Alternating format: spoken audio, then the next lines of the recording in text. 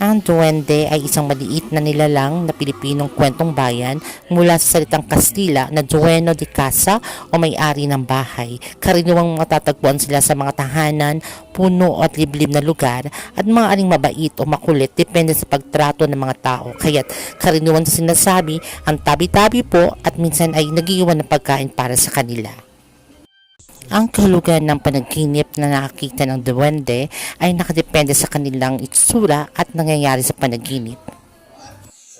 Duwendeng puti, mabuti, mapaglaro o kung nagbibigay sila ng bagay, ito'y tanda ng swerte, biyaya, kasaganahan o tulong na darating. Kung duwendeng itim, masama, galit o kung kumukuha o sumusunod sila, ito'y babala ng problema, panganib o isyong hindi nalulutas. Paalala ring maging maingat mga pagkagalang. Ang mga ito ay batay lamang sa paniniwalang bayan at maaaring ring refleksyon ng iyong mga iniisip o nararamdaman. Hello mga ka-reels! Kung may mga tanong kayo tungkol sa inyong panaginip, punta na sa comment section.